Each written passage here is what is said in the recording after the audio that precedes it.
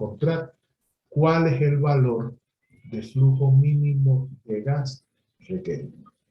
Entonces veamos con qué información contamos, ¿ok? Entonces,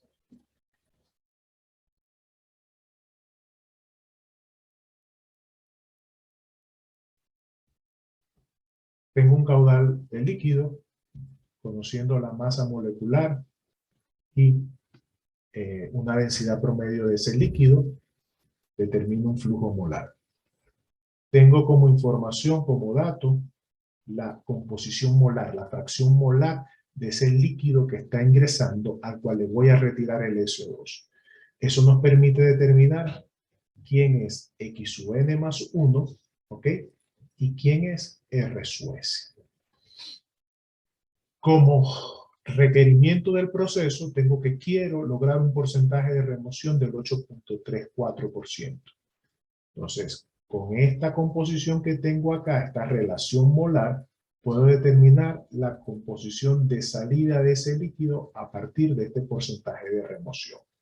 R sub S permanece constante porque es una base libre, ¿ok? Entonces, conozco ese porcentaje de remoción, calculo el valor de X sub 1. Entonces, veamos el planteamiento que hemos hecho del problema.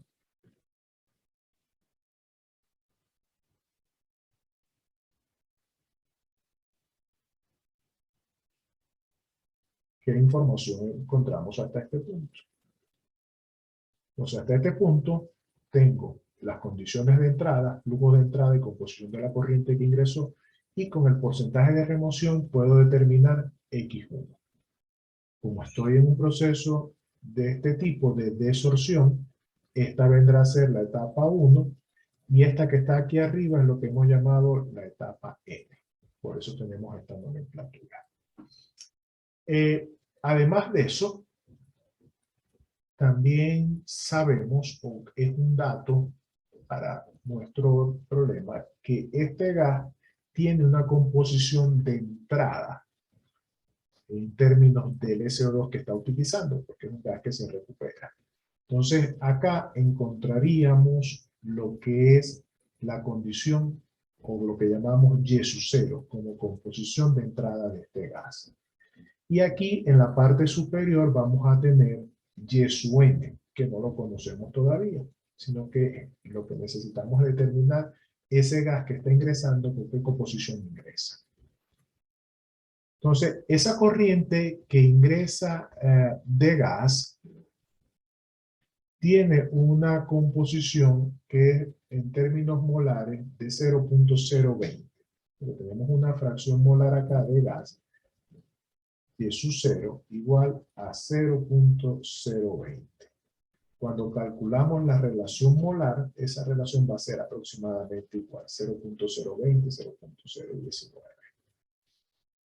Entonces, de esa manera, al momento de representar nuestra curva, o la información que tenemos en el gráfico, ¿qué conocemos? Bueno, este X de tope es X sub n más 1, con el porcentaje de remoción, nosotros hemos determinado X1, este Y0 es la composición que trae el gas que está ingresando.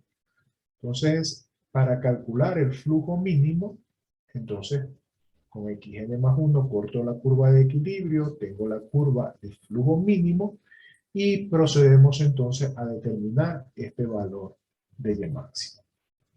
Entonces, una vez que leemos ese valor de Y máximo, que en este caso aproximadamente es de 0.3839, este valor que se lee aquí correctamente, tenemos entonces que podemos calcular un valor de la pendiente que requerimos para el flujo mínimo de gas, que sería el valor, en este caso, si lo estamos llamando genéricamente, ES mínimo, o flujo mínimo de gas. Conocido ese valor de esa pendiente, que viene a ser ese Y máximo, podemos calcular el valor de ese mínimo, y ahora tengo el flujo dado de ese mínimo requerido para el proceso. El problema continúa, y entonces la relación es de 1.5.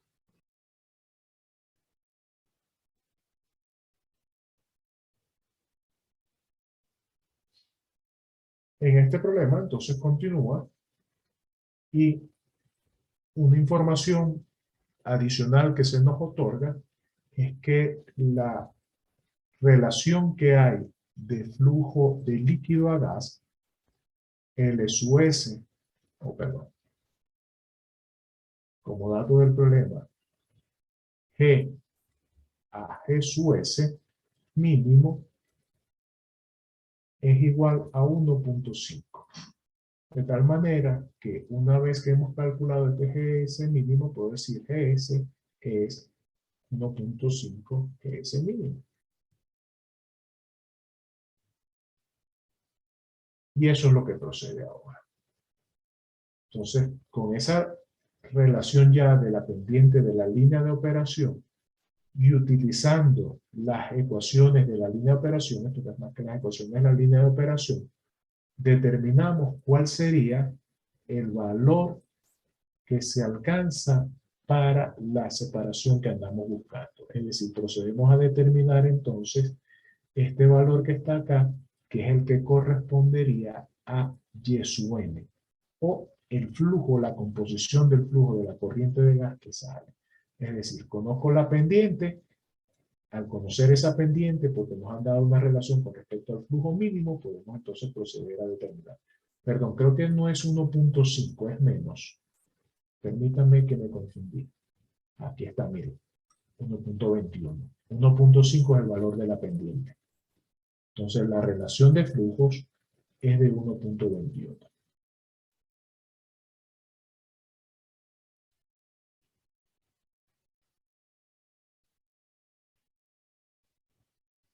Entonces, como conozco 1.21, conozco el valor que determiné, puedo determinar el valor de S, y luego con ese valor de S que se mantiene constante, determino el valor de la composición Y sub n a la salida, utilizando ¿qué? La ecuación de operación.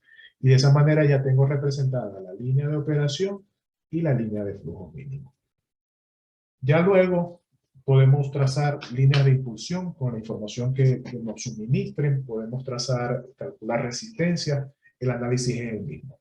Lo único que realmente ha cambiado es la forma en cómo se representa la línea de operación.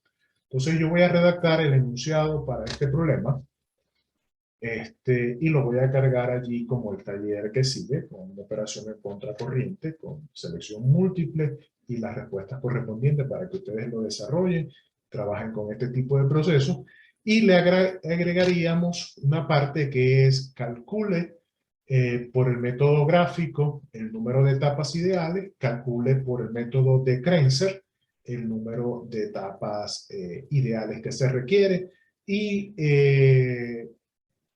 conocida una eficiencia o calculando la eficiencia por el método de O'Connell, cuántas etapas reales se requieren para el proceso. Eso sería el complemento de este taller.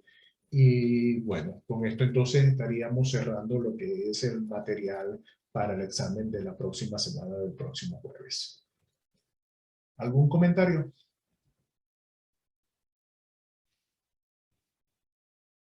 No, profe, muchas gracias. Bueno, feliz tarde a todos, que estén bien.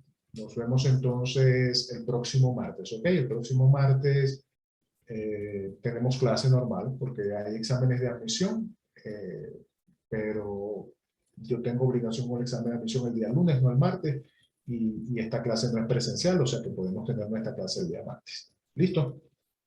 Listo, profe. Muchas Muchas gracias. gracias. Feliz día. Bueno, que estén bien.